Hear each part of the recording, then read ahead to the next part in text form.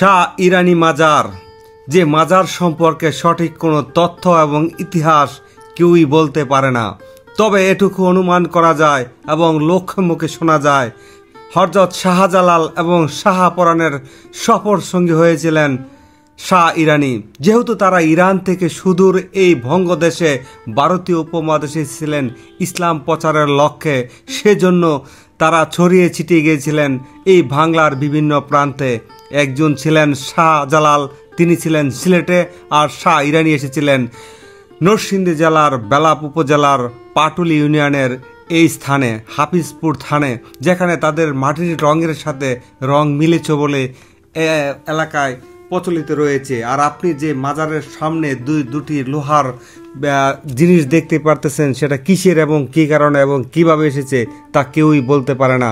তবে এখানে প্রতি বছর একবার ভক্তদের নিয়ে বিশাল উরুস অনুষ্ঠিত হয়। এখানে দল মত ধর্ম বর্ণ সবাই নির্বিশেষে সবাই এখানে উপস্থিত হয়। এবং এখানে একটি কথা রয়েছে, বিশ্বাসে মিলায় বস্তু তর্কে বহুদূর। তাই যারা তর্ক করে তাদের সাথে তর্ক করে কোনো লাভ নেই, আর যাদের ভক্তি আছে আসুক, তারাই এখানে আসে। দেখতে পাচ্ছেন যে পাথর খোদাই করে যে জিনিসগুলো এখানে রাখা রয়েছে তা কত সালের কত বছর পূর্বের তা কেউই বলতে পারে না। এবং এখানে অনেক ভৌতিক অলৌকিক ঘটনা রয়েছে যা লোকমুখে প্রচলিত।